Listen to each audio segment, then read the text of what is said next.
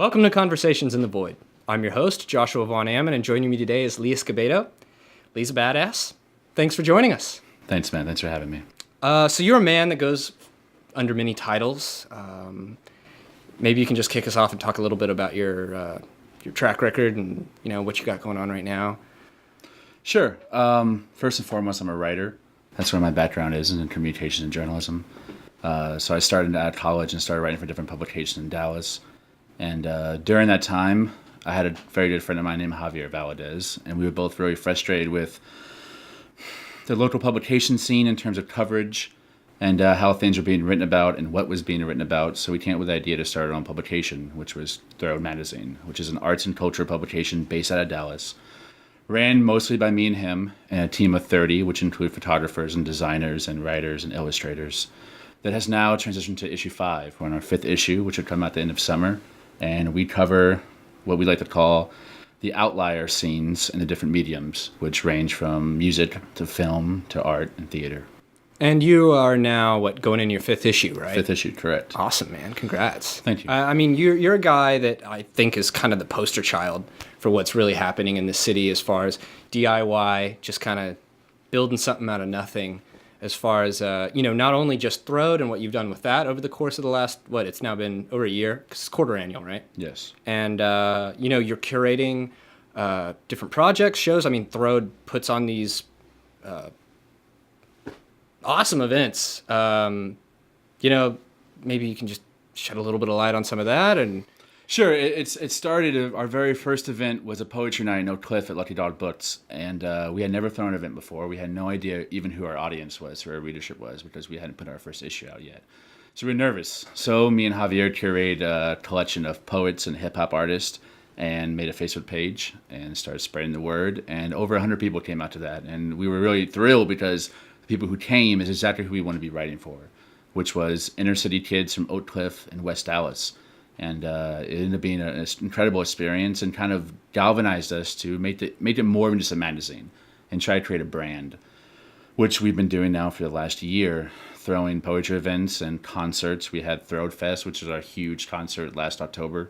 Over 300 people came out to Werewolf House in West Dallas, and we had a lineup of electronic and metal and punk and hip-hop acts, ranging from ADD and Topic to George Quartz and Pierre Berger and Fungi Girls.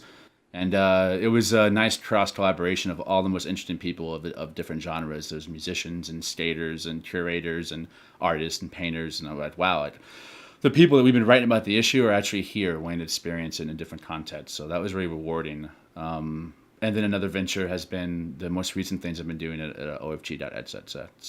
Okay. I mean, you're really, I like, get a little bit more into what you're doing.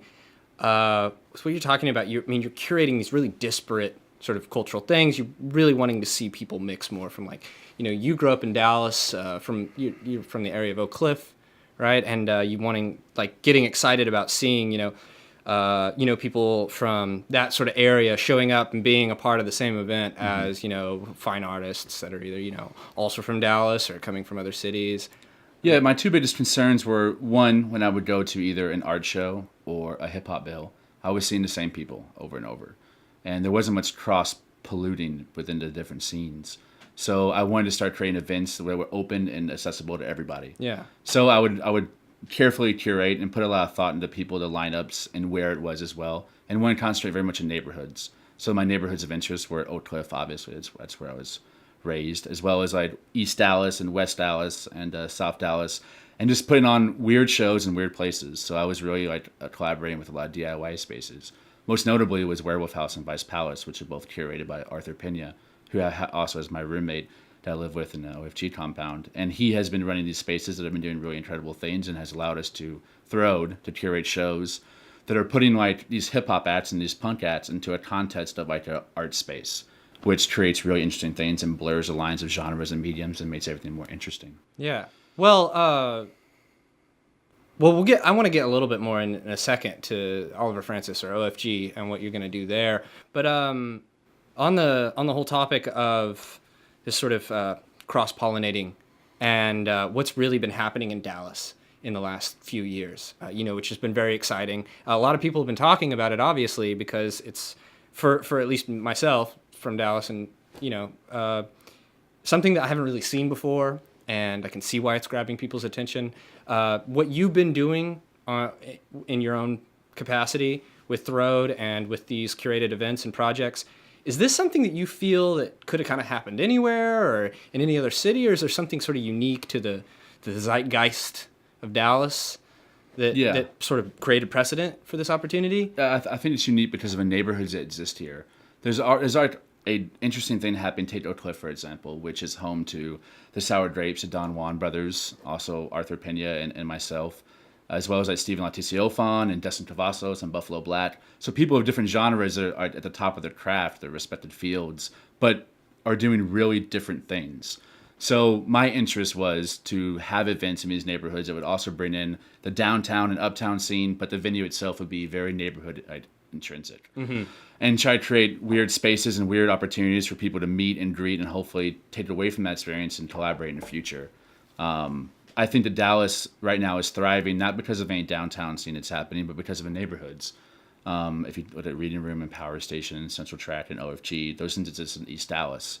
So I think that the neighborhoods themselves are really the lifeline to what's happening in terms of the Dallas contemporary art and music scene right now. Yeah, and then people in these neighborhoods having a very sort of DIY spirit and trying to sort of, what would it be, like a sort of reverse segregation, sort of, bringing, and I don't mean segregation in a racial manner, but more in a sort of just disparate sections of the arts in general. Yeah, a fear of mine, and it's happening in my home neighborhood, is gentrification, and that's something that I'm very aware of. Is I never want to throw an event and feel like that I'm changing the culture or the feel of the already existing neighborhood and the things that are happening to the people that live there.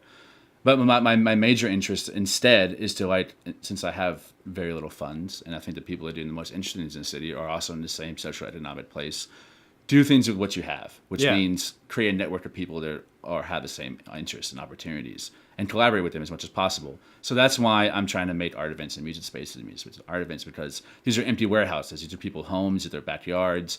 Sometimes they're alleys, sometimes they're like small galleries. So I think that this mindset of not waiting for permission or not waiting for someone to give you something or a handout and just do it yourself.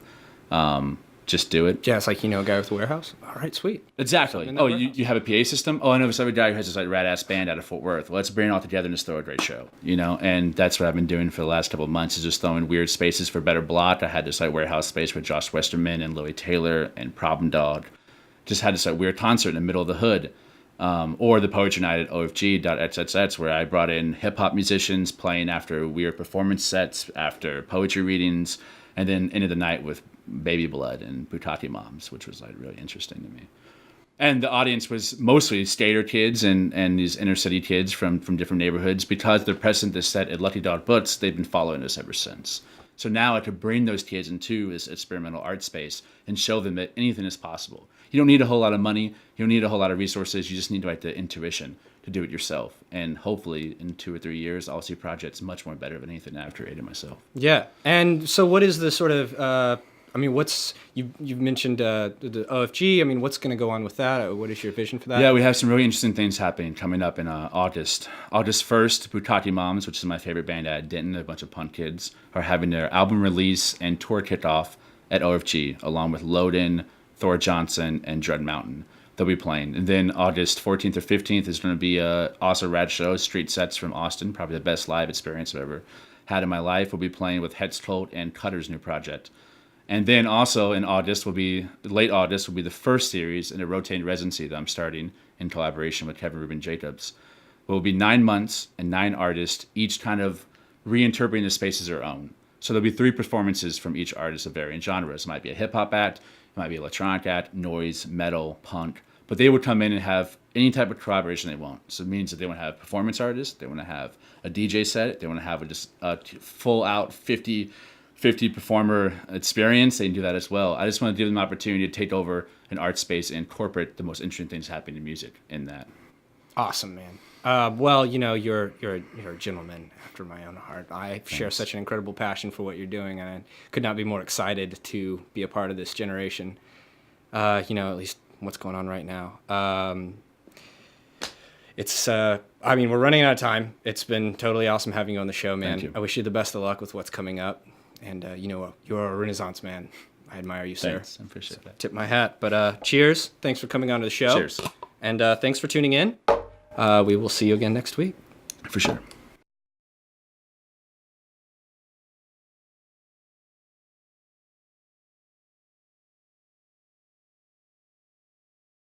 All systems, all systems, all systems, all systems go.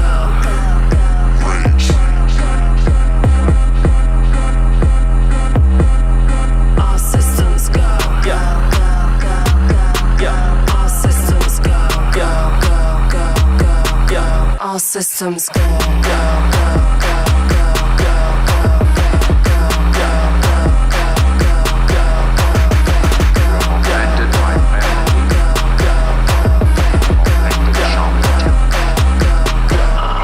Hey, I'm in a bad mood. Young nigga with an attitude. And I don't mean to be rude, but ain't nobody even mention you. Told the girls to choose up, and guess what, my nigga, we the chosen few. We on one, all drunk, ain't no telling what we about to do. Stay away from the basics and the ratchets, kill them all with a hatchet. I'm a maverick, shoot whatever's in my path. Quick next week at the wake, it's closed caskets at the crib with a mistress on my mattress, popping asses, Adderalls at my address. Role play with a chick that's not an actress. Quit the madness, at attention is your captain. Speaking like, all systems go. All systems go. Hey, all systems go. Hey, I'll go psycho crazy, turn this party to a crime scene, kill everybody, I just wanna be seen, wanna be king. Oh, I'll go psycho crazy, turn this party to a crime scene, kill everything, I just wanna be seen, just wanna be king. Last man standing. Damn it. it's a one night rager. Tonight relief from all anger. Either do me or do me no favors. Whether fool or front, I will take her. An entertainer. Living like a motherfucking king of entertainer. Rips around the house and no one even care. All of us are sloppy, got the gin and the Bacardi with me. See, Honey's in the air. Here's a wager. If you lose, come back to the layer. Giving the truth or a dare. Okay, I'm giving the truth. I got the juice and the troops. I got a song to put on. You got a thong to take off and get loose. Get lost tonight, chunk of deuce. Okay, I'm out of it. It's going down a bit. We're in a crowd and it's getting loud shit like.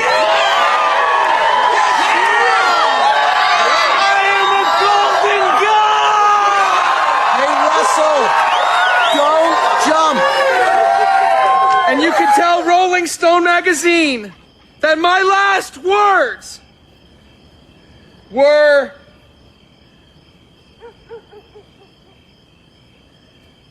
I'm on drugs.